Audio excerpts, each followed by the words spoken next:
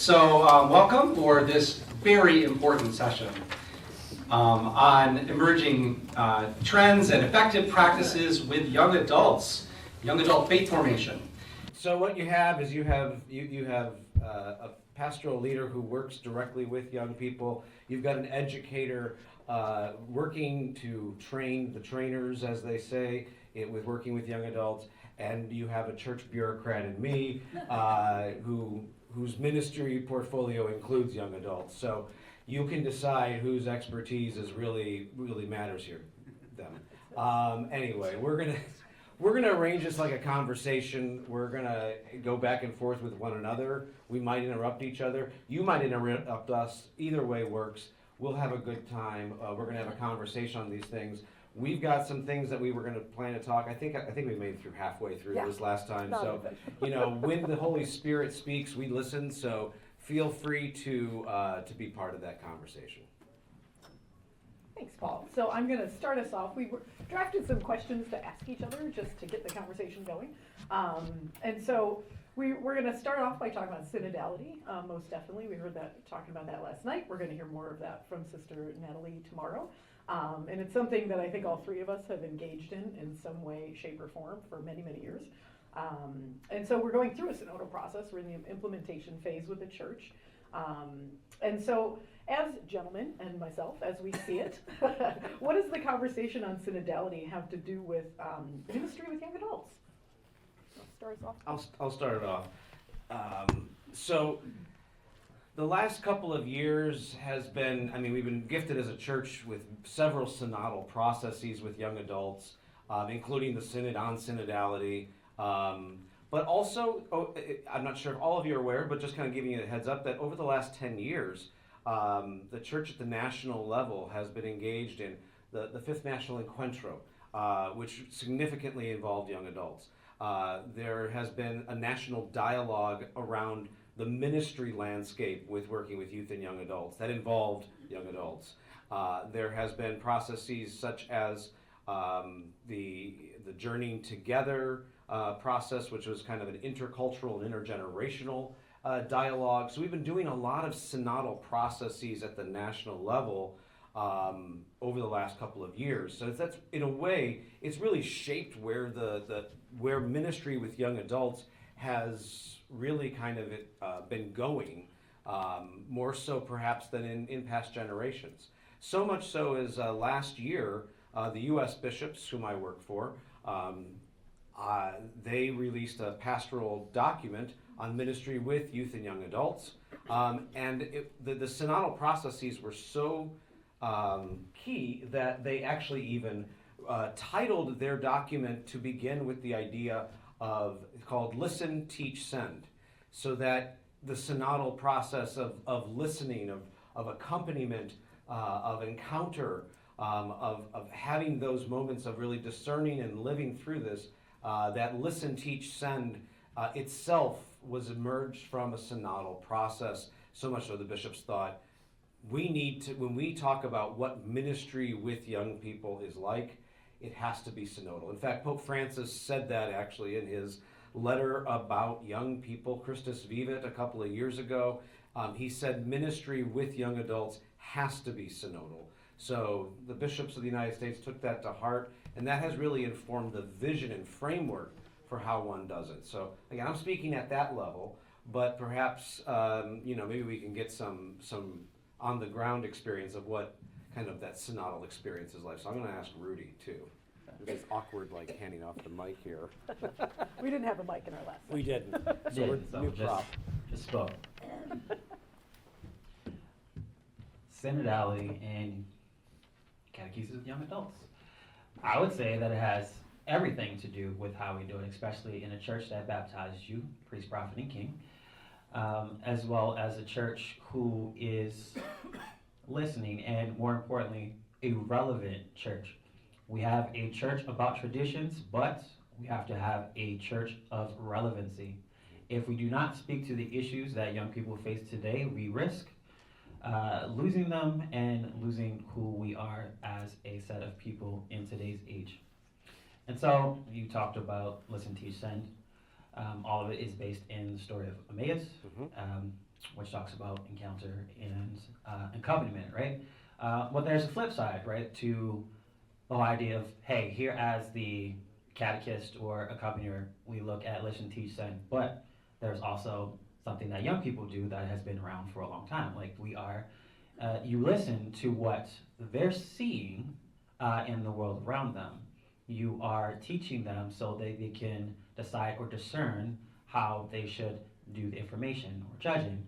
And then you are sending them out so they can act to change the world to be what it should be, right? So this see, judge, act method is the counterpart of the listen, teach, send on the part of young people. And that in itself has been a synodal process that has been around since at the very least the 1920s when Cardinal Cardine had it when he started the Youth Christian Workers Movement back in Belgium. So synodality in young adult ministry, especially in social action movements, has been around for a long time. It's just finally the rest of the church, hopefully, has caught up, right? Hey, this is kind of the way you're supposed to be doing young adult ministry, right? Right. All right. Yeah, we got it. So we're just getting to that point. We're seeing that, hey, this is how we create this relevant church.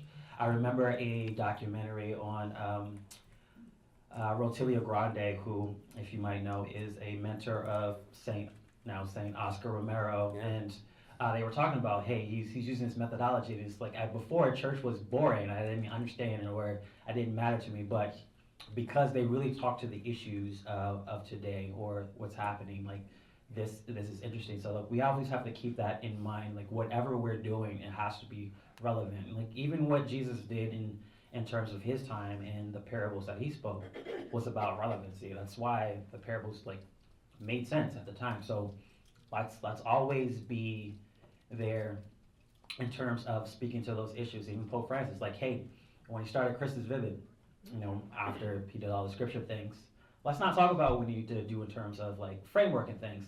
Let's talk about what the issues are first, right? So that's why listen is always so important part, and then let's figure out the rest later, and always make it relevant to who you are speaking to, not necessarily to one particular audience, because what might work here might not work there.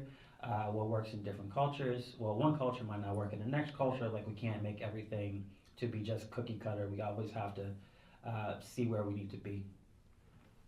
How about you, Tracey? Thanks, guys. Yeah, synodality has been, it's just been flowing through my veins for probably, 7, 8 years. Paul had mentioned the national dialogue, and that was this effort on the part of the USCCB, national organizations, anyone that did kind of on the national-ish level, and local levels too, like it wasn't just national, but like anyone that did any ministry with youth and young adults was being invited to come to what became called this national dialogue. And because what happened was around 2018? 2017. 17, okay. Yeah. Leading up to the Synod on Young People, there was a huge survey that went out throughout the country, but other countries too, so throughout the United States, that young people were asked to respond to. And I'll never forget, we were watching the opening plenary session for the fall assembly with the Bishops' Conference, and back then Cardinal DiNardo was the president. And the first thing he said, all right, well, here's the results from the survey. The number one thing young adults are looking for is a church that listens. And we were like, so basically, and this is my estimation of how it formed, these are my anecdotal understandings, but that's how the national dialogue formed, because young people said the church isn't listening to our needs. And we said, okay, let's respond to that and figure out how do we do this.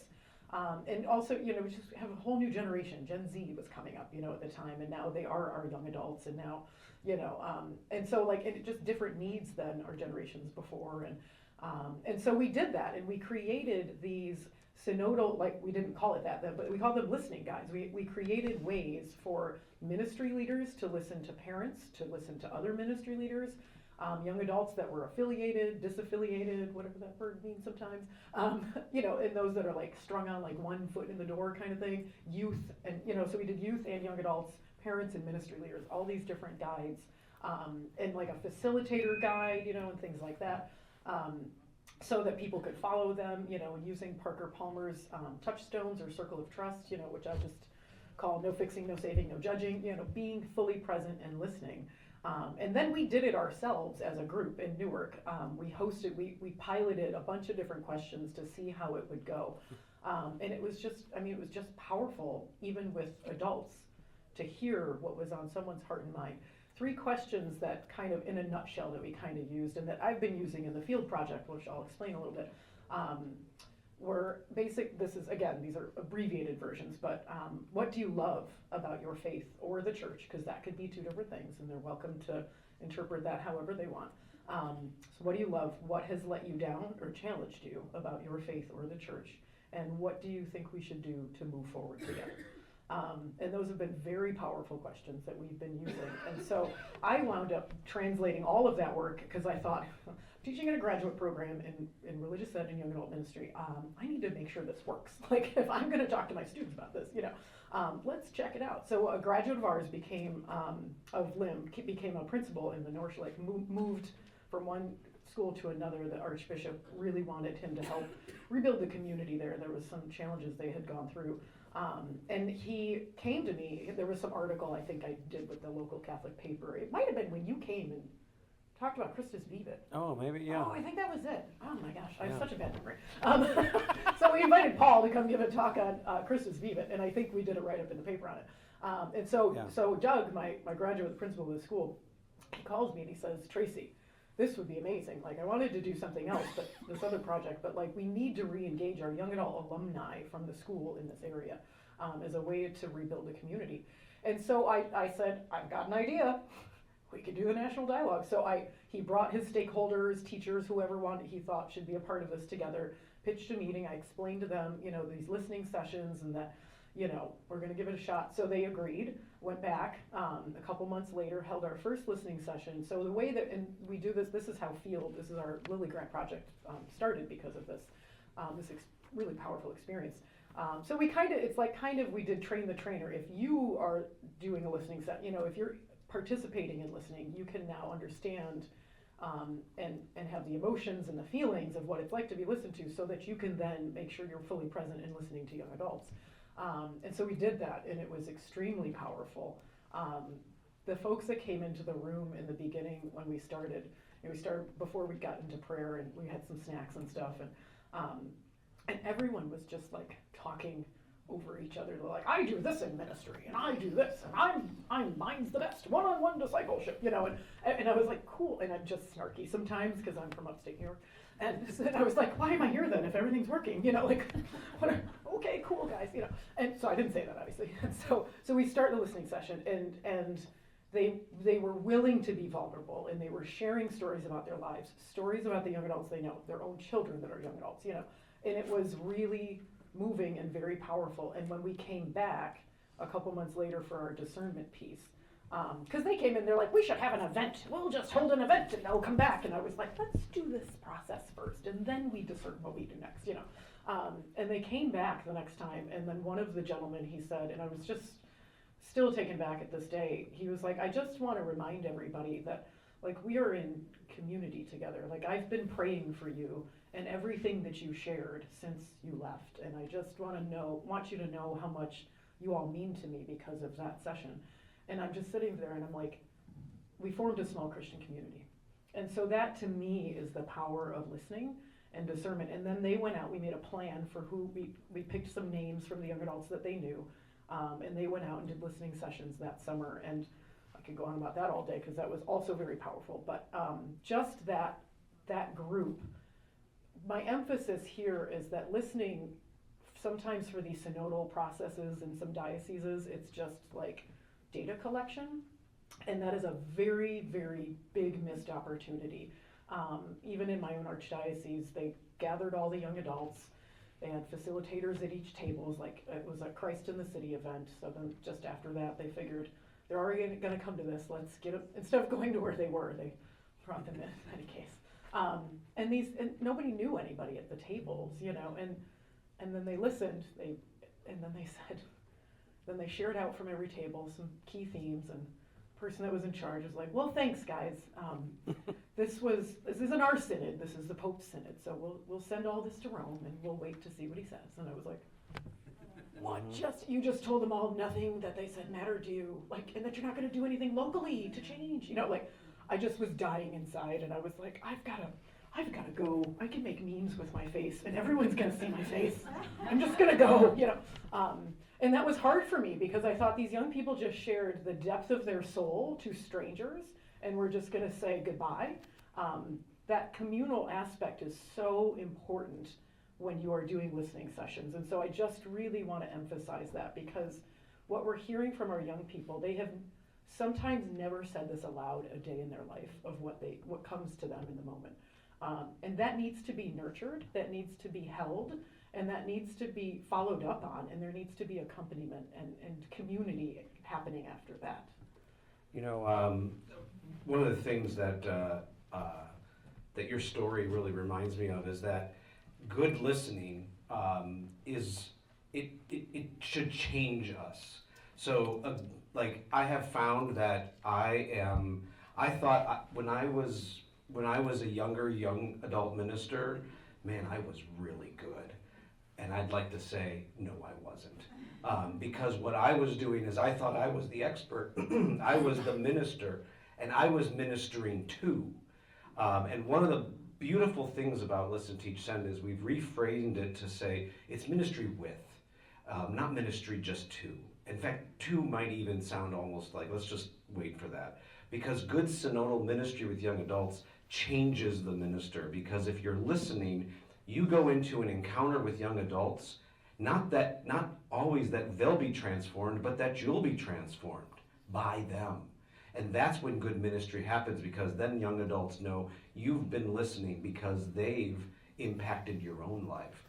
And I think that to me is when synodality meets ministry with young adults, is when the ministers themselves are open to being changed. Because every time we talk about young adults, we're like, how are we going to change them so that they'll be more churchy, they'll be more this, they'll be more that? When instead God might be calling us to be doing the changing. And so that's what synodality's taught me. I've never, as I said, I've been in this work for 25 years, but I think 24 years and 364 days I haven't been doing all that right, because I keep learning anew, and that's really, it changes us, not so much them. Yeah. No, please, no, this is good. Here, if you want to, Justin, if you want to. I can project. No, well, that way people can hear. Could be for the recording too. For the recording, yeah. For the recording. I think that one thing that I always try to remember for myself as well, that when we say listen is not always just words. Yeah. Yeah. And I'm thinking, because with our cultural families, Mm-hmm. the way that different cultures listen is not always with words. And until that relationship is built where they're comfortable to actually start using words. So I think, conversations in the Spirit, I'm a fan. I'm a big fan. I'm a big fan of the Synod. However, conversations in the Spirit have a limit if that's what you start with and that's the only thing that you do. Because some young people are not going to be ready to start actually speaking with words. Thank you. Thank you, Marilyn. Thank you. Thank you. Let's start with snacks. Food. And if they're over 21, wine. And wine. So I think that, we have to be careful with our microphones here. Now we have two live mics so close to each other. All right, do you want to? Did you have something, or do you want? Yeah, I'm gonna say. No. Okay. See, we're gonna do it messy here. Now we have microphones. We don't even know what to do with that. Ministry with young adults. Ministry with young adults. See, we're giving you like how it actually is. It's messy. You gotta roll with it. Roll with it. Okay. So Zach and Ashley yesterday spoke about like the new trends that they've been noticing. And one of them is the increased religiosity with young adults. And they've kind of noted a couple of trend lines. They also talked about the culture wars that many of the young adults are often in. As we've been and you've been engaging with this stuff, how do those trends about religiosity, culture wars, all that other stuff, how does that impact the reality of ministry with young adults as you've seen it? So Rudy, since you have the mic, I'm gonna give to you. Okay. All right. Start with my analogy. All right. Might not know this, but I'm a huge wrestling fan. I've gotten back into it after a year and a half of, when I was younger, as most kids do. And then, so I really started to catch up on things, see some new stuff. I've been in live shows. I have two belts and everything. But back when I was a wrestling fan back in the day, there was no real internet place for people to talk about it like that, at least as far as I knew. But, we have all sorts of social media. So as I'm, watching things, enjoying stuff, I'm checking out Twitter, because I refuse to call it X. What people thought about certain matches, and then things that I thought good, it was like, oh no, that was terrible, this wrestler is horrible, oh, I can't believe I like him, why are you supporting him, you should let this person have the belt, this is what real wrestling is, this person is not a real wrestler, like AEW is what real wrestling is, and you just sit there like, what, these people, do they even like what they see? Like, they seem more angry or arguing their particular points or things that they like because it might relate more to them or their expectations than actually looking at the overall product or why people like wrestling in the first place. Fast forward to say about a year, and my previous employment's place, young adult WhatsApp group, which I've never said anything in. There was somebody, they were having an interpretation about a gospel that a priest said, and then the next person responded, "That's ridiculous. This is a central dogma. Anything else is blasphemous." And I was like, "Whoa, I've never heard the word blasphemous in like a conversation like this." And then it's like, "Well, this is what they're trying to say," and it's like, "No, this has to be it. We can debate about this." And I'm just sitting there like, all right, like, then it's an Ignatian parish, so there is an Ignatian presupposition, give the benefit of the doubt, ask questions to clarify, but it was more a very hardline stance. Let's debate this because I know I'm right on this. Like, throw all the stuff out the door, and eventually somebody did remind us, like, hey, this chat isn't necessarily for that. But we take the culture of the internet and debate culture now, where we have to debate every single thing, and it's not about understanding, it's about I'm right, you're wrong, we're going to debate it just so you can know that you're wrong, and ultimately you're just talking past the person and the points, and that is no good. To connect it to religiosity, there is often now affinity of, well, in different places, of certain traditions that we've had in the church, and people find affinity to that, but it's often accompanied by toxicity towards other forms of faith expression, in which now you're debating or you're putting down the next set of groups, or how their styles or how they end up worshiping or connected community, and that's not good for anybody. That then creates all of these different areas of polarization and toxicity that can appear everywhere. And ultimately we get lost in that. It's like, hey, we're really here, one, to do the loving God with all their heart, all your mind, all your soul, and loving each other.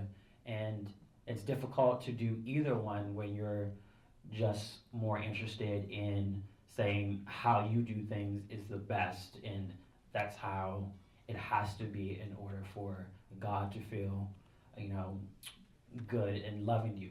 How do you know? How do you really know that that's how God feels, right? Mm-hmm. Like, this is something that has to come from here, through prayer, through understanding, through love of the next person. So to put it into so myopic terms like that, it's not necessarily good, but this kind of culture we're dealing with nowadays, and I think definitely the reason why synodality is so important, it has people to slow down and to listen. Like, you're not talking right now, you're not responding, just hear what the next person is saying, right? Sit with it. Like, if it's so pertinent to do that, then you usually have multiple people to go through in order to get back to a particular point, but not necessarily to respond just to debate, but really listen to or hear a person. But that's what we gotta do. All right, Tracy, let's been your take on all that you've been hearing. Yeah, so this has definitely come up. So I'll explain briefly what our field project is about. It stands for Faithful Innovation, Encountering, Listening, and Discerning. So those are the three adjectives Pope Francis once used to describe synodality. And so same thing I shared about the National Dialogue and that school that I was working with, that's what this project does. So it's all across the country. We've got parishes all over. And we're in our third phase with that now. And so my colleague Emily or I will fly, or we have two parishes in New Orleans too, but we'll go to where the parishes do that listening session, and then the next day we do discernment. And so we've been trying to bake in synodality as a way of doing young adult ministry. It's been amazing to see the growth, the challenges. Nothing is perfect, but the growth in these parishes is it's been monumental, and I'm not talking numbers. Yeah, sure, there's been some good numbers, more and more young adults are coming back, but the growth of the conversion of these young people, like just the depth, the feeling belonging, like it's been powerful. One of our parishes, one of our leaders, he joined the LIM program, and we were a part of the Centers group. I cannot remember what that acronym stands for right now, I'm very sorry. But it was a bunch of Catholic universities that were sending students to Rome for the synod last fall. And so we sent a delegate of students from LIM. And so this person that went is also one of the leaders in the field project. And so they just said that when they were there, it was just like eating, drinking, and sleeping synodality. Like conversations with bishops and delegates were all just synodal in style. And it really, like for 4 or 5 days, baked into them, this listening spirit. So he brought all of this back to his parish. He's holding conversations in the spirit all the time with his young people, just on different topics, and particularly this topic of kind of polarization. He had noticed that there were some real ideological differences with a couple of their young adults. They were not seeing eye to eye, they were talking over each other. So he's like, all right, that's it, conversations in the spirit time. And he gave them all a 1-pager on Catholic social teaching, and then they all sat around and shared. The question was something like, how did this resonate with you? Conversations in the spirit's very structured. I think they get 2 minutes to talk, kind of thing, And then you do your first round, you share what's on your heart and mind of whatever the question was. Then you pause and you pray for God, ask God what God was saying to you in the voices of others. And then you kind of bring back what you heard. That's your second round. And so you do that discernment of what God was saying to the community that you are sitting with. And you do like three total rounds of this. And by the end of that, and again, Parker Palmer's rules, no fixing, no saving, no judging. You're not sitting there waiting to respond. You are sitting there listening to the voice of God in other people. Like, what is God saying to you through others? And these two folks that had been challenging each other were out in the parking lot sharing cell phone information. It brought down their guard, and so there's a great power in listening when it comes to polarizing conversations with our young adults. But and I have seen it, I've talked with spiritual directors on college campuses that are seeing a more traditional, flare up with our young people, and there's nothing wrong with a traditional spirituality. I'm not going to judge one way or the other. It's when you have chosen that spirituality and you have decided it is better than others. That's the challenging part, and that's what we're seeing sometimes, not wholesale, but sometimes, And so the spiritual directors I've talked to that have been working with communities that are a little bit more traditional, they say, can you describe your relationship with Jesus? And sometimes the answer is just, well, I went to adoration. And so I have concerns that there's a depth that might be missing sometimes, that it's just kind of like performative acts. Like I went to mass, I prayed my rosary, I went to adoration, but like, what's going on with Christ inside of your life and outside of your life and with others, And so that's where I would say we need to start pushing our young people to truly develop a relationship with God, self, and others. Have all the spirituality that you would like, if adoration fills you, do that, but make sure when we are accompanying our young people, we're asking those questions. Where did you see Christ today? How were you, Spirit Nation, how were you Christ for others? How were you a barrier for Christ's work in the world? And what can you do better tomorrow, But also just like, do they have a relationship with Jesus? Do they know the Jesus in the Gospels? Has he stirred their hearts? Do they live a life that the Gospel inspires us to live, So those are some of and I loved Bishop Polmeyer's homily last night, because he just did this great job talking about, like, if you are judging one side, maybe that's a deficiency in your own. I really appreciated the way that he broke that down for us last night. And then I'll say one last thing, because I think I've talked too much. But this religiosity trend that Zach and Ashley talked about last night, it's interesting. Like, I was with a group in a diocese recently. I was given a talk on youth ministry, and they brought up what they had seen in one of their, like, Newman centers or something, that, like, there's kind of this resurgence of young people, like, coming back to church, all of a sudden, and they linked it to feelings around Charlie Kirk and things like that, and they're like, so they're coming back, and I was like, hold one. It's great, they're coming to Mass. What are you offering them at that church? Like, that's not enough. Like, they'll come and did you welcome them? What did the hospitality look like when they came? Like, we cannot sit on our laurels with this. Like, I've read a couple articles in the last year that are just like, they're coming back. We did it right. And I was like, no, we did not. No, something else is bringing them back. Like, we still have very little, if anything, for young adults in our churches. Like, it's confirmation prep, and then maybe there's a senior ministry, if you're lucky, if it's a senior ministry, like, or maybe it's just like an Advent series once a year, for anyone to come to at night, or it's Bible study at 9 a.m. when everyone has to go to work, like, so they're just, like, this trend that we are seeing needs to be nurtured, it needs to be accompanied, it needs to be backed up with people who care about young adults and want to see them thrive in their faith and in their lives. If I could actually push back actually a little, not to you, but actually for the presentation yesterday, this noticing of a religious revival, I'd like to push back a little bit, because I think that this religious revival, if the idea of what it means to be religious means church attendance at parishes, if that's that narrow part, and if we're talking with mostly white people, then perhaps those trends are true. But if we expand this beyond just Mass attendance, and especially if we expand it beyond the white community, there has been a revival that has been there all along. And I think that we've just missed it. We keep counting the faces of only certain people, and when those certain people are more engaged, we call it a revival. One of the things in our journeying together process that we learned is that in Pastoral Juvenil Hispana, in Latin American communities, in African American communities, Asian Pacific Island communities, ministry with young adults has not been diminishing. It's been vibrant, it's been engaged, but we just haven't looked in that direction as a church. And so my challenge in this is that if we're just looking at Mass attendance and we're just looking at a white community, then perhaps they may have a point there. But I think that we've been missing the mark. One of the greatest resources that has recently come out has been this study/reflection called Faith and Spiritual Life of Young Adult Catholics in a Rising Hispanic Church. And the Center for Research in the Apostolate Cara at Georgetown did some studying around this.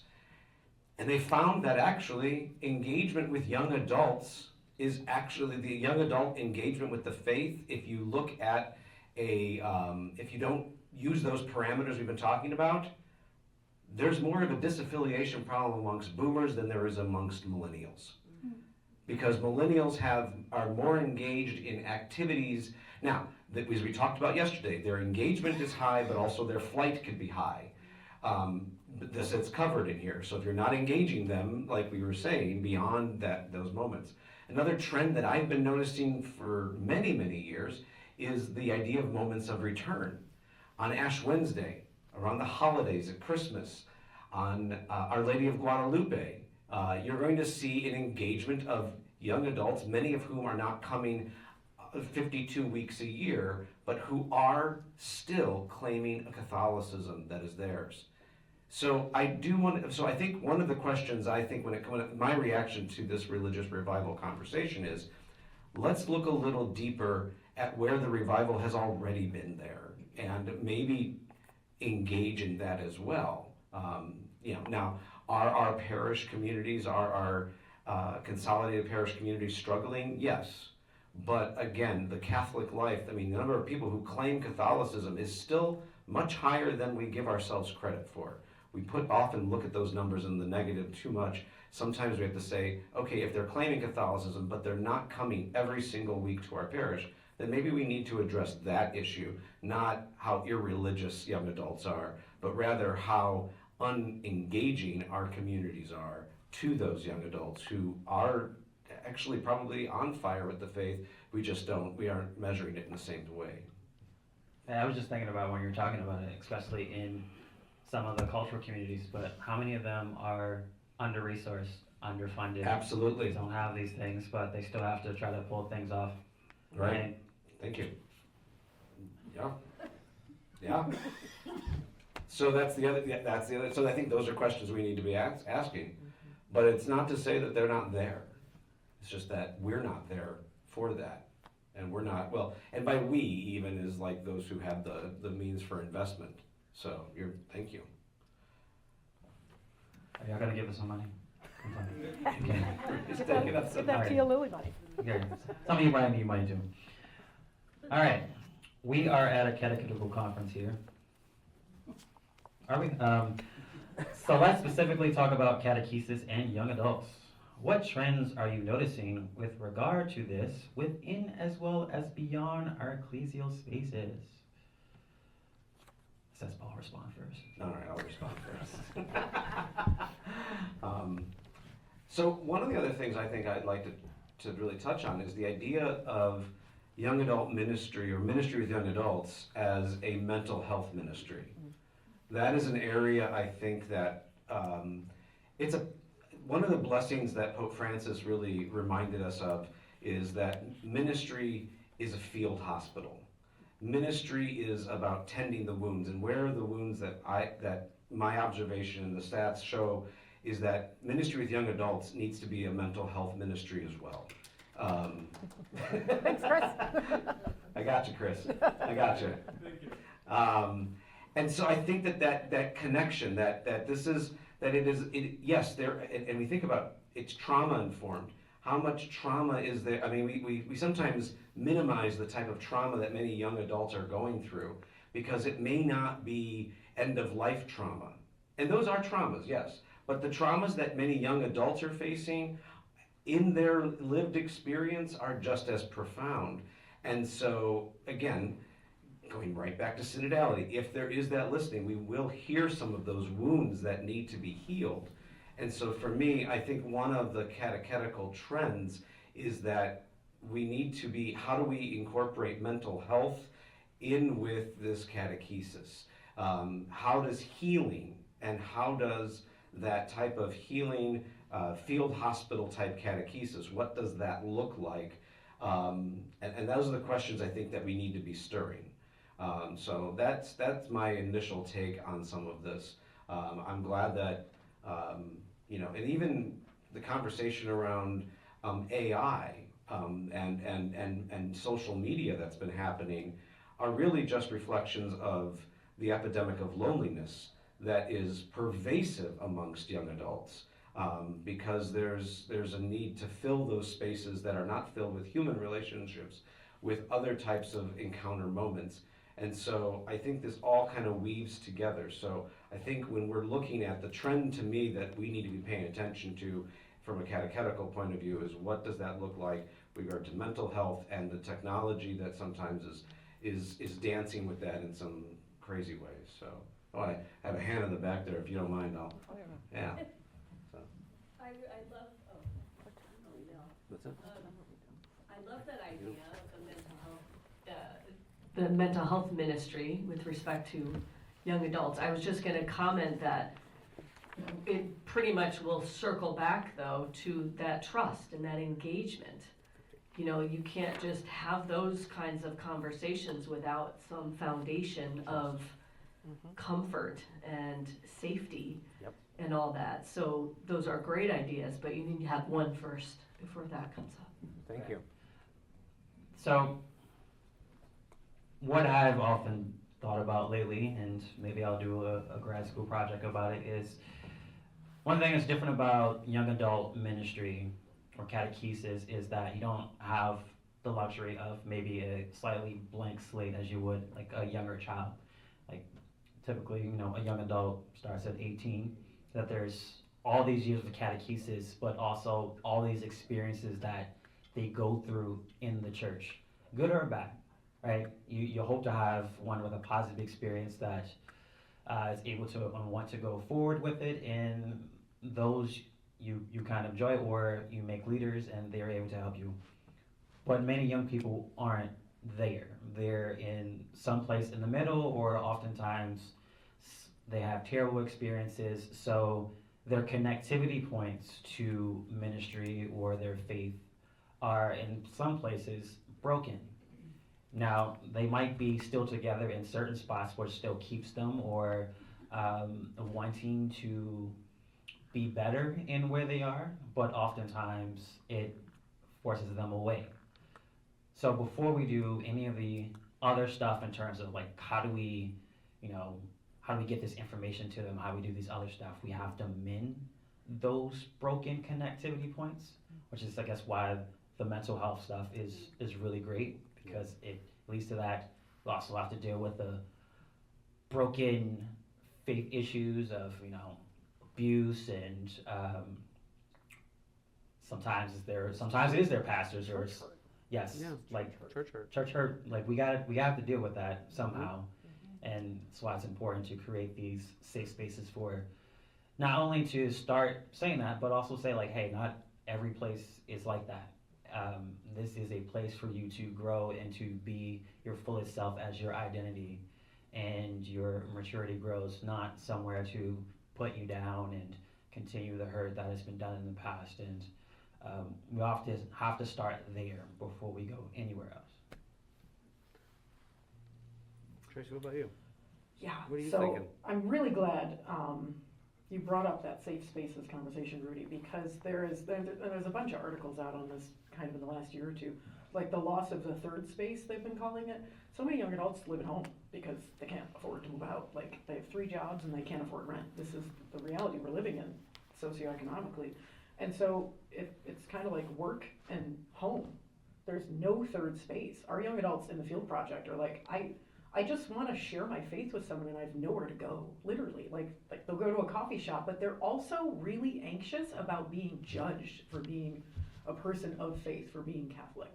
That like it's just there's hostility towards it with people that they know, so they don't talk, so they don't know who to talk to about questions of faith until we try to support them in some way. So third spaces are incredibly important, and if we can't offer those at our churches, what are we doing? Like where are they gonna, there is nowhere for them to go online, and that's can be great or very dangerous.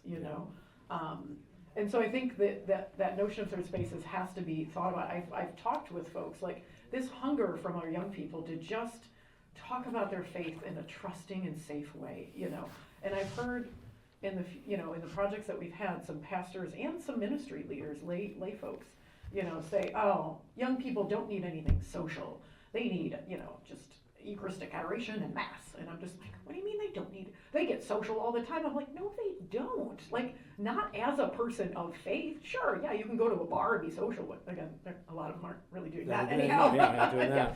But like, it's very, very hard, And so in terms of formation, I'm going to bring up the Directory for Catechesis because I think it's excellent.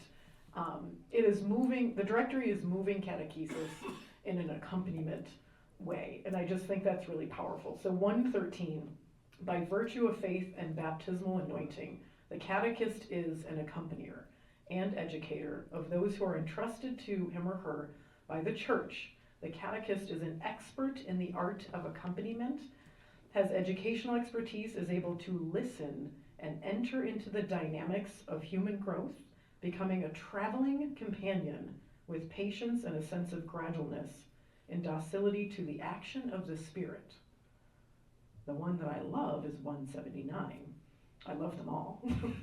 The work of the catechist consists in finding and drawing attention to the signs of God's actions already present in the lives of persons, and by using these as an example, present the gospel as a transformative power for the whole of existence. This is our directory. Tracy, can I ask you a question? Yeah, man. Can I get that from the internet though? No, sadly. Why not? It's in a book. Why not? No, I'm not talking about the Oh. the words. I'm just Oh, talking yeah, about yeah. No, you, all oh, the yeah, things yeah, I've yeah. gathered. I was like, Can I- no, can the I get that directory's from the not internet? online. That's No, fine. yeah, no, you can't. Because they want you to pay $59.99 to get that kids book. Actually, that's cheap. Because Romans asked us not to. Yes, I know. They actually it's not to put it online. We cannot put it online until the Vatican does. Yeah. Well, what's their problem? What do they mean? Marilyn, talk to them. Who- Can you just who talk to got them for us? Yeah, come on. What do you know? They haven't opened the box yet. But that was last night's conversation about Okay. embodied faith. Yeah. Yes. No, you can't get this online. Like, and there was this, there's someone at Emory who wrote for Christian Century. I'm forgetting, but it was all on like my AI chaplain, but really you could replace that with ministry leader instead of chaplain. And she used, and it's really great. She like had a leg injury or something, so she was laid up, and she goes, let me see what AI has to do with all of this. And she goes, so I'll put into AI, I broke my leg. Is that my, did I sin and did God make me break my leg? Something like that. Just putting these things into AI and just seeing all the different platforms. Apparently the Mormons have their own AI thing, and evangelicals and Catholics, she went through like this Vatican one or something, and got all these different answers. And then she said, would you pray with me? And one of them was like, oh, sure, here's a prayer. And I think the Catholic one was like, no, we don't do that, so there were some that said no, but like, she's like, they can't help me grieve. AI cannot hold me when I am scared. AI cannot be there for me when I experienced great joy and love. Like, AI it can't do anything a chaplain or a ministry leader can actually do. So I just think we're safe in our jobs. I know AI is replacing a lot of people, but you cannot replace a ministry leader with AI, but there's more to it. The second quote you read, Yeah. can you do that one more time? Yeah, I'd yeah. like to, Well, and do you want me to say my phrase I always say? I after do that? want you to say Is your that what phrase. you're That's teeing why I me want up? you to, I want you to, because, yes, So read it carefully. the work, this is 179. The work of the catechist consists in finding and drawing attention to the signs of God's action already present in the lives of persons. So we are not bringing God to people. God is already there. And if we can think about our ministry that way, and I bet many of you do, then we are finding the journey that God has been on with young people and saying, when did you find great joy in your life? I bet you that was from God. Joy comes from God. When were you down and what happened? And who lifted you up? God was with you the whole time. And having a spiritual autobiography is a beautiful thing. Do it for yourself first, because they need mentors. This is the work of the catechist today, is to accompany and mentor. Patrick Reyes has this great way. He writes about youth on the margins, and particularly in Hispanic communities and communities he was raised in. And just the fact that our young people, this great sense of loneliness that they have, and their lack of anyone to talk to. It's like 40% or something feel completely alone all the time, and that includes their parents. Like, that their parents are not even listening to them, It's very deep and very troubling in so many young people's lives. And Patrick Reyes talks about, like, in order to help people get out of, poverty, get out of whatever marginalizing socioeconomic, cultural situation that they might be in, they need access to 5 mentors. So whoever you are, you need to make sure it's you and 4 other people that they have contact with. Is that social services? Is that, our priests? Is that other ministry leaders? 5 people. And if we can work in this, so it takes a village to catechize with young adults. And it's not, and it's mystagogy. That's what we're talking about at this point. This is about getting our they sat in our confirmation classes. Maybe they were good, maybe they were not. They don't want to come back together for a classroom. Like, this is not, we're not talking about instruction now. We're talking about listening and encountering now, so that our young people feel like, we just did a conversation in the spirit with our field projects on Zoom. We went into breakout rooms and we asked the question that we prayed over, was what are you hearing and seeing from the young people in your ministries? Like, what are they hungering for? And by and large, it was just an organic way to be a person of faith, not a program. I don't want to come to something and have to read something. Like, how do I just, like, I was real pissed off when I was driving. Like, does that make me less Christian? Like, what do I do daily, organically? Not, it's not, okay, I could pray the rosary, great, but like in the thick of it, when I am upset or I am happy, like, how do I find God? And it's like, they didn't somehow get that from sacramental prep, you know, and that's something we've got to contend with. We've had a lot of stories of our young people saying, like, I went through Catholic school my entire life and didn't know anyone cared what I thought about my faith. Had no idea that my faith could help me with my mental health challenges. No idea. That's a lot of money in Catholic schools. And I'm not downing Catholic schools, like, please don't hear that. But like, we have to be able to shift from this like teaching, you know, like constant memorization and all in like assessment to be like, how are you journeying with God? We've got to ask those questions when they're younger. And so, because it stays with them through young adulthood. So I gotta stop. Well, and so one of the things that I have, so I do a lot of work around these moments of return, like Ash Wednesday and Christmas, and those moments where young adults will reconnect with faith, maybe for a day or a short season or something. And the one thing that they always, when we ask the questions, why have you decided to re-engage? It's often something that has been there from the beginning, which is that it was my grandmother, my mother, my pastor, my teacher. Something in my younger years has now bubbled up, and I need to do something about it. So whenever parents, and I've worked with parents of young adults for many years, and I know that many of them feel like they failed, or that there's something, especially if their young adults are not regularly coming. And I say, no, you've succeeded. You introduce them to God. And this is that opportunity every year that it bubbles up. Unfortunately, what happens is it bubbles up, they come to that celebration, the service, the mass, and then nobody accompanies them at that moment, and it bubbles back down. And I've always said, what can we do at those moments when those reminders of what was the seeds that were planted suddenly grow, and you know, like, how can you water that at that moment, whether it's on Ash Wednesday, the holidays, Thanksgiving dinner, Our Lady of Guadalupe, whatever it might be, how can those be watered that you can continue to accompany them? Because again, God's already present, and we just need to let that kind of spring out. So that it just confirms what you were saying. And I have somebody who's just said something. How can you? The experience. Are you even welcomed at those moments? You know, those who, if you've worked parish ministry on Christmas Eve, you know that your number one job is just to make sure you get everyone in as fast as possible, and to make sure they're seated and we've got enough room and everything. And we're not engaging persons individually. We're engaging people. And I think if we had more people on those moments to be a sense of hospitality, for other parishioners to engage, for family members to maybe use that as an opportunity, especially, I find Ash Wednesday to be perhaps the easiest of those for people, because Christmas does come with a lot of other accoutrements that is sometimes challenging. Ash Wednesday's a little bit easier, you can engage it a little bit better. You could actually even have like a thing after Mass. You can't really do that on Christmas. Whoa. You can always have cookies after Christmas. I stand corrected. And that is something my mother made sure of. Okay. My own parish to do. Okay. We had cookies, all right? Kids, everybody All right. remembers cookies, all right? Yeah. Like. So thank you for correcting me. I All right. appreciate that. All right. Thank you.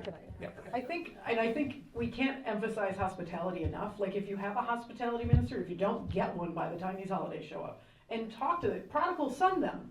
Like, this is how they need to walk in, and you have to say, oh my God, we're Go out into the grateful parking lot. that you are here. You are a part of the body of Christ, and we have missed you. Don't even say you've missed them, because it could make it feel like guilt. Yeah. But like, just like, welcome them in, and maybe you can talk to your pastor or someone who does an opening and says, you know, if you are coming back for the first time in a long time, we are overwhelmed with excitement that you are here. Come and talk to us about what we can offer. Maybe we have an accompaniment process. Maybe we have, you know, say something at Mass and say, like, we are so blessed that you are here. We are so grateful. How can we help? Come see us after Mass. Something like that. Something as simple as make room for them in your pew. Yeah. Yes, Squeeze make- in. yeah. Roll your eyes don't sit on the aisle. Or even give them a really good seat too. Actually, give up your good pew on Christmas for them. Yeah. Oh, I know, that's like, ooh, I know, I just like a third rail right there, but give up your awesome, get to church like 2 hours early on Christmas Eve, get the best spot, and then give it up last minute to the latecomer or the young adult who hasn't been to church in a while. Man, that'll make their Sunday or Christmas. I'm pretty sure you just gave a lot of people anxiety by saying that. Good, good. I mean, in some respects, so the question is really with all of this, is it gonna be a little extra work to do this? Yes. I'm sorry, to do good accompaniment with young adults, it's going to, there is gonna be some extra work. There's even gonna be some extra investment that needs to be made. I mean, thank you for even naming that too. Wait, you're trying to say inclusivity takes work? Damn right. Intentional, yes. Yes. So we've now entered into the dynamic part of this presentation too already. So I want to thank those who do it. So I see a couple of hands there. Yeah, absolutely. So yeah, you're So right. we're talking as though we know, okay. We're talking as though we know who has not been in church for a while and who hasn't, which is not reality. Right. So the bottom line is, every parish should be welcoming every person through the door with that same joy and love every Sunday, every Mass. And then you catch those people who've been gone for a long time by surprise. They're surprised, and we don't have to know that they haven't been there. Right. And they're also more comfortable because everybody else is being greeted just the same way. Thank you. Thank you. I would actually feel uncomfortable with that happening. I was like, you see me every Sunday, why are you greeting me like that? But maybe, Because I love you. Because she loves you, man. I appreciate the love. I currently have 10 catechumens, genuine catechumens, unbaptized, and all of them are under 30. And when I initially interviewed them, I asked them, what do you know about Jesus? And it's always like a historical reenactment. He was a good man, he lived 2,000 years ago. And one of the things we make clear is we want you to have a relationship with Jesus Christ. But they have found, I'm not even sure they found Jesus, but they found the church on the internet. And so a lot of times what I get from them is, I ask them, why are you here? And they say, because the Catholic Church is the best, and one of the things, in terms of accompaniment, one of the things that we have been consciously doing is really ramping up the role of the sponsor, and also ramping up the schedule so that one of the things the sponsor does is when we break for coffee and donuts, they take them out and introduce them to community so that they're becoming part of the community instead of, but really they come expecting me to open their brain and pour in Catholicism. And that idea of relationship is something that often they don't have in their lives. Yeah, I mean, the idea, in a way, there's a beauty to the catechumenal process with the idea, and even whether it's godparents, whether it's sponsors, the idea of that accompanier, like it's built, first of all, into our rights and experiences already. Like it gives us a model, and that's a great thing. Make use of sponsors, godparents, anyone who's doing any of this accompaniment. It's a great model for us. I mean, that's why part of the hard work is, that's the one-by-one ministry that we are challenged to do. We do that ritually through the OCIA process, through godparent processes, although I don't know if we do enough with the godparents. That's just for baptism prep, if sponsor couples if that's a part of your marriage preparation, these are great models, but in a way we should be doing this for everyone, but it's a good thing, like how can we in a way create a culture where that becomes normative, where we always have that relationship with at least one person. And we know that when you have a relationship with a sponsor, you're not just with the sponsor, that if the sponsor has a spouse or family or friends, you're probably connected with them as well. So it builds just like it organically, just as we would hope. But I think it's a great model, so thank you for doing that. I have one here, and then one back there, and then one here, and then we'll see, okay? I'll pass this to you. Yeah, please. Yeah, you just- We all want to talk now. Two things. First, I'm going to share something that happened in our Diocese of Bridgeport in Connecticut this year. One of our priests for Ash Wednesday, he went to a train station with ashes, and he was just there. He was really happy about saying the amount of people that crossed his life that day, blah, blah, blah. And then Patrick Donovan, he looks at him, and my boss, he looks at him and is like, what did you offer? No, I was offering ashes. I was like, can you imagine the huge opportunity if we had like a simple QR code, Right. a paper saying, come and see, for every person that received ashes, you know, and then they read, and then of course, I don't want to open, you know, the Pandora box of, okay, but when they come, what's going to happen? I'm not going down that way right now, but it's simple, it's pedagogical, right? It kind of goes to where she was saying, we don't know, well, he was out there with those who are not in. Which brings me to, you might hate me, you might love me, I don't know, but I moved to the country 6 years ago with my family, and I've been around a lot. And I remember showing a video to a DRE in our diocese that I received from Brazil. It was 222,000 young adults on a stadium singing all together a Thanksgiving song, and I showed her, and she's like, this is America. This is the U.S. This is not gonna happen. This doesn't happen here. I looked at her. I'm like, well, not with that attitude. Why I bring this is that yes, I completely understand. You know, the whole cultural difference, the whole situation with the country. We're all human beings. You know, we all have the same pain at the end of the day. And I believe that as youth ministers, we have to understand that what we offer is the same. The gift is the same, you know? And I think we need to be, that's why I said, if you're gonna love me or hate, but which goes to what you were saying earlier, I think we need to be humble to check beyond the articles, who is doing what, and if it's working there, what are they doing? You know? Because we're all people of God. And I'm sure that what's happening in the church in South America is not just for South America. If it's possible, it's happening now in South France. Who would say? The amount of conversion from within. I'm not talking about evangelical, Protestant converting to Catholicism, but people converting from within the church. People who did their, how do you call it, back in the day, CCD, is that what you used to say? You know, there are, if it's happening, it can happen here as well. But I think that we need this openness. That's why that's why I told the DRE not with that attitude. I mean, that this openness to see if it's working somewhere, what can we bring here?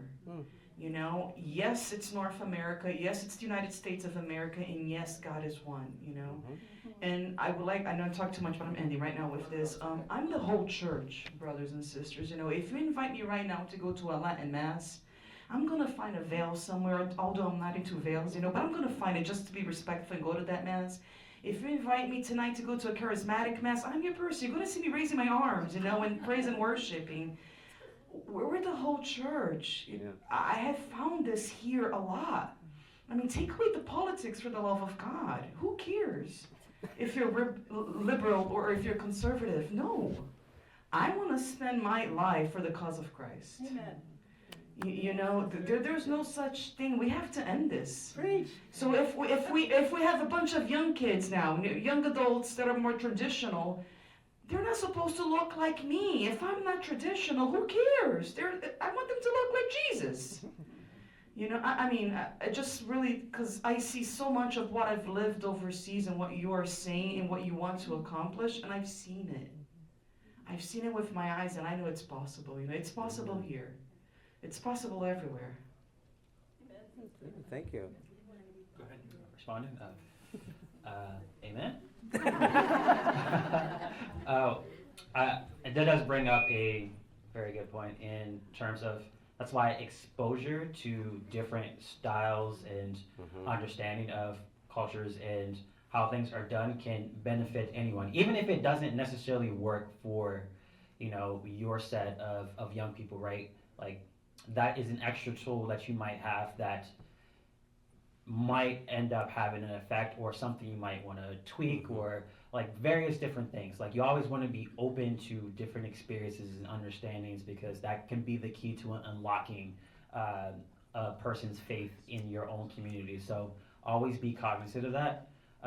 Never shut yourself down to, you know, saying that, hey, that's just never going to work, because you never know. So Right. always be open into the Spirit, no matter what form it comes to. And if it fails, again, that's ministry with young adults is messy, which means that some days you're going to have a crowd of people, you know, at like World Youth Day. It's going to be big, and some days you're going to have 2 people in the room, and you know what? Both of that can be successful, and it's messy, and it goes both ways.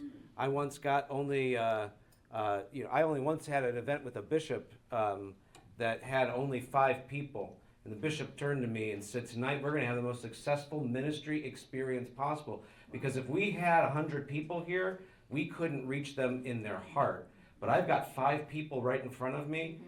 In the next hour, we're gonna transform lives. So he reminded me that my 5-person failure event was an opportunity still for Christ to come in. And I'm grateful for that, Bishop.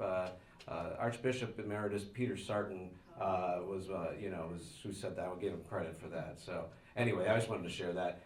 Thank you. We're gonna try to get 3 quick ones in if we can. So 1, 2, and then 3, okay? Well, you stopped it quick. Yeah, we'll try. And in all honesty, this is a thought and a feeling more, and I'm gonna let the Holy Spirit articulate the question, because I don't have the verbology, but we're talking about the young church now, and yet a lot of us are dealing with the young church, or the young adult church of the future. Okay. So when we're dealing with them, you started talking about the godparents and invoking the godparents, but I'm the mother of 3 young adults whose godparents have been absent since their first communion. So reinitiating them, or rebuilding that foundation for the young adults of today, but helping, as the people that we are, the youth ministers, the catechists, teach and inform that foundation of tomorrow, what their responsibilities really could be in 20 years from now, and making sure that they're understanding that. How do we as catechists articulate that to the parents who wants to use great Aunt Thelma as the godmother because it's the tradition? How do we get that message out there without offending 3/4 of our families? Are you going to ask the 3 questions in a row, or do you want us to pause each one? Okay. Go ahead. Can you say the question again? Specific, yeah. Yeah, I can, actually. From our perspective now, understanding that for young adults, we need a foundation built, and we need to bring in that circle of grace, if you will, of those people who are here to support them and lift them up. We as youth ministers and catechists of today's young church, we are helping them form their foundational support group of 20 years from now. So our 1st graders, 2nd graders, first communion kids. So as we're building those godparents, as we're building that tradition, we've stepped away from the understanding of what that used to be. I mean, back in the day, or even back in Europe now, those people were the people who were obviously going to take care of those children if I got hit by a pizza truck. That just is what it is. It's not that way anymore. It's more of a representative role, not an actual foundational role. So how do we project that message without offending 3/4 of the people who want to use great Aunt Thelma, because that's the familial tradition? I think I understand. Yeah, I think. I'll try my best. I'll just share a couple stories first, and then I just do think that, yeah, it's changed. I think, yeah, that understanding of godparent and sponsor is just, it's almost performative sometimes, and that's, I mean, we could keep working on that every day and work with our sponsors and work with our families and, you know, really try and instill the importance. But if the reality is that it just societally hasn't shaped our families and their sponsors the way we hope it is, we have to respond to that, you know. And my thought is just, I mean, it's the community then, you know, are we providing a robust enough community in our parishes that can support our young people? Who are they gonna turn to if it's not gonna be their godparent or their sponsor anymore? You know, who can they turn to when they have questions? They're turning online right now. And again, I've said that can be very dangerous. We've got, I mean, young people are doing great stuff, you know, they're like, oh, I went through scripture and now I'm gonna offer my own, you know, like TikTok on it. And I was like, cool. What's your interpretation of the scripture? You know, like, I'm a little anxious as a teacher about that, you know. And sometimes it's great, and they're getting all these followers. But again, we're like crowdsourcing our faith again, you know. And so what are we offering in our parishes that says, you know, come to us with your questions. Like, we're not going to get it all done in the sacraments. Like, we're hopefully going to create a foundation there. Two of my churches in New Orleans, back in the day, you know, probably, I don't know, 10, 15, before I was there, they both had both young adult groups shared in different parishes, but shared this profound experiences of youth ministry. And years before COVID and all that stuff, apparently the Archdiocese had like a leadership retreat. They had a great focus on just African American youth leadership as well. So there was like the diocesan stuff and then cultural things. And it was that experience that kept them tethered to their faith as they came in and out of their faith in their young adult years. And that is developmental. That is a very normal thing to say, I don't know if this is my faith. I don't know. I've got to test this out. I was given all of this as a kid. But do I know how to live it and how to own it? And you might go through a real period of what Sharon Parks called shipwreck. Like, I don't know that God is even with me. I don't know that I'm even Catholic anymore. But if you have this profound, and it really is true, because constructive developmental theory says we bring back around what we were born with, what came into our schema and our experiences. Like, they come through as we go through these transitions in life.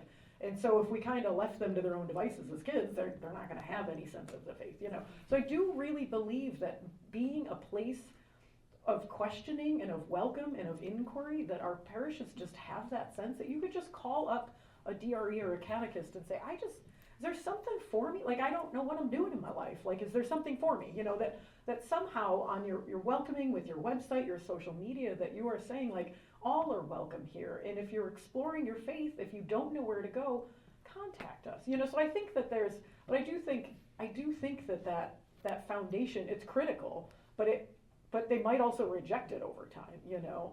And so what's the cloud of witness that we're offering, you know, and it needs to be beyond our godparents. It's got to be kind of a community thing in our parish. And that takes a lot of work. That takes kind of helping all of our catechists, our hospitality folks, you know, and even our parishioners, you know, the messaging that's going to our parishioners about welcome, you know. One of my students, she went, when it was RCIA, she was like, she shared this just painful story, and so many of them. She's like, you know, and I'm not good with liturgy and formative things, so I'm going to say the wrong words, but she's like, you know, when they're taking the catechumens and candidates back down, you know, the aisle, and, you know, she's holding the book up, and every face facing them was like, Yeah. and she's like, could someone smile if they want to come into the church? Like, oh my God, somebody smile when we walked out, you know, like, we gotta really, like, and Pope Francis has this beautiful thing where, and I forget what it's in, but he wrote, like, stop being a sourpuss, yeah. Stop looking like we're in a mausoleum. Like, the joy of it's probably the joy of the gospel, that one, you know. It's reference. They look miserable, you know, like, they're like, why am I here, you know? Like, can we get this joy back of our faith? And I think in our catechesis needs to be joyful, you know, instead of like, you're going to have an interview with the pastor if you don't get it right, you know, like, that's terrifying for a kid, you know. One of my, and this is very, you know, culturally different as well. I have a student who's in a Vietnamese community, and so it's very, you know, the pastor does the interview with the DRE, and she's a catechist, and she's like, I can't control the interview. Like, I cannot tell my pastor, don't do this, you know. And the interview's fine if you have, depending on your approach. But like, it's just like, okay, did you memorize the gifts of the Spirit? And if you didn't, it's the catechist's fault. You know, like, it's very kind of toxic sometimes, you know. And so she designed, and I just thought this was beautiful. She designed this way of talking about the gifts of her students, and they all had a blank piece of paper on their back, and they would walk up to one another and write the gift of the Holy Spirit that they saw in that young person, and then she said, bring that piece of paper in your interview and say, I learned about, fortitude, and this is what I'm bringing to the church. And I thought, oh, good, that's, it's just a little subversive, that she can do, but that's what stays with our young adults. That's what they are telling me. They're telling us about their experiences when they were younger and who was there for them and who was not, Yep. So your work is so important to carry them through those young adult years, but who else wants to? Well, I think we got a couple of questions that we want Did to you wanna probably say get through. something or no? Yeah, go ahead. Go ahead. I'm not gonna. Did I make the question? Okay. Yeah. So my question was how, or maybe a couple of things that you think are essential for young adult ministry, maybe not just the welcoming into the church, but doing a ministry. My parents, they have tried to start again the young adult ministry, but it seems like people are not maybe they came to the big one event and then they just vanished. So what are things that you think are things that maybe you think that actually engage them and make them want to come again? Do you want me to share the things I ended with last time? Yes, because I believe you said one of those things was consistency. Yes. There's two things that we've been sharing with our field projects, parishes. And one is consistency. We say that all the time. If you're gonna hold something every third Thursday, there's faith sharing. Do not cancel it because no one came. Do it again next month. Stop canceling it. Do it every time, no matter how many people are coming. Because eventually they have to trust that. They have to, everything is a drop in the bucket today. They're like, oh, this place used to do this and they stopped. Consistency is incredibly important. If you're gonna start some kind of program after listening to your young adults, and the art of the invitation is huge. Young adults have said oh, I get the email, and they don't come to anything. They come to nothing. But they have held listening sessions with them, and they said, oh, I get the emails, and it just means so much to me that you're still inviting me. I can't come because I have to work, but that is a ministry. The invitation is a ministry. And so, no, it's going to be real hard with the people that want to know your numbers. How many came? How many did this? And so I was just talking to Michael Howard in the hallway because we were just talking about this consistency thing. And I said, we've got to start sharing stories with our numbers. If your pastor or bishop needs to know numbers, say 5 came, 3 have never been here before. 4 came, 2 have been on a journey of transformation in their lives. And let me share this with you. Share stories with your numbers to try and get people out of the number. I understand the numbers thing. Our bishops need them. The USCCB reports on them. I get it. And it's not going to go away. We've been trying for years. Don't worry about it. Tell a story with it, So no, 3 people came tonight. It was not a failure because this is how deeply we engaged in the Spirit tonight. So consistency is huge, and never stop the invitation. Don't take someone off your list because they never came. Keep them on that list. There's something going on with them with this ministry of hospitality that it's engaging them, and you may never know that. So we have to trust the Spirit in those moments. We have 2 parishes in the field project that they're so unique because the pastor, he was in cohort A, used to be at the parish in the south in San Diego, and now he's in San Jose. And so when he got into the field project, he told his buddy at his old parish, Brad, he's like, you got to get into this field project. It's super great. And so the parish he used to be at it's thriving in young adult ministry now because they organize themselves. The last time the young adults held an event, it was 2 weeks in advance, and 5 people came. They're like, oh my God, we just put so many resources into this. But it's because they didn't get it out in time, and so now they're planning things 3 months in advance. They have a calendar. They're meeting once a month as a leadership team, at the, every first Wednesday they meet or whatever, and they have this event twice a month, on a Thursday or a Saturday, whatever they're doing. They're keeping those days. Maybe the theme rotates, but the days are staying, the times are staying the same. And so the priest that used to be at the parish, he goes, and they've been, and the parish he's at now has been having a hard time. Their leadership has been transitioning the young adults. Some got married, some had children, some got really burned out. So he's been really working with them with their leadership skills and spiritual formation, and he's just a great accompanier. And he says, and we always keep talking about this, and he goes, guys, I used to be at that parish. This is one of our Zoom calls. And we had a hard time growing the young adult ministry. Like, what is different? And they were like, consistency. Like, we just consistently offered it whether people came or not, and it just grew. So that's, what would you guys, do you want to share things that have worked? Closing thought? No, you said closing thought. Yeah. As immediately, because I was thinking about something else in my head. I think something that was brought up earlier was the fact that, hey, we want to do all these things with young adults in terms of catechesis and ministry, but you might not necessarily have a supportive pastor, or some of you bishops maybe. But I feel like this needs to be said. When we do the prayer of the faithful, what do we say usually after each prayer? Lord, hear our prayer. Is there expectation God hears our prayers? Absolutely. Yes. So if we have the expectation for God to listen to us, especially in a synodal world, why can't we listen to other people? If we're being asked to be heard, or if young adults are asking to be heard, we need to listen to them. As God listens to us, as shepherds, we must also listen to the people. So if you have a pastor or somebody who doesn't agree that they should be listening to young adults in order to do this ministry, remember, they are God's stewards. They are God's shepherds on this earth. They must listen to them as God listens to us. And I know this last question was supposed to, like what are best practices in developing a ministry or engagement, a group with young adults? I would say that, I don't know an exact number, but let's just say 2/3 of our ministry work with young adults is non-programmatic.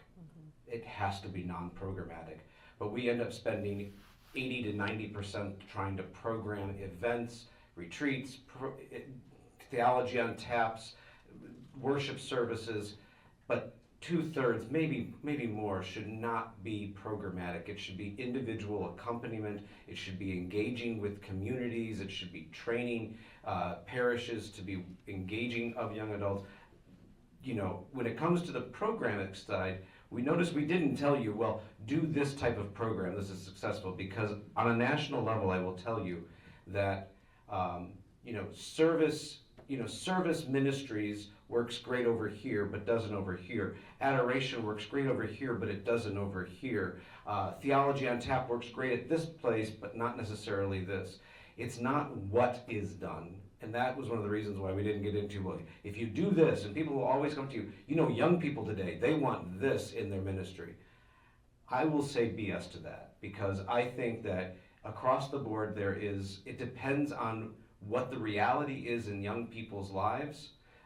Some things will work, some things won't, and some things have seasons. So what didn't work now might work in a year or two. So I think it's not but the consistency and the ability to let young adults know that they are loved, that they have a home, and that they have a place with Jesus Christ and in the company of the church. And however it's done, what the it is will be unique. But I think that's why generally we've been avoiding using, like saying, oh, do this as the best practice. Yeah, there may be, and people will sell books. There may be some ingredients. People will sell great books or resources on what the thing everybody wants. No. You have to listen to your people. Exactly. Listen, but also challenge of providing even opportunities, expose them to other things that they may not even know didn't even know they loved. And again, don't limit it to one type of young adult of what they want or need. There's a variety of people out there. So there's so much can be said. We are so grateful for your time. Thank you for engaging in this conversation.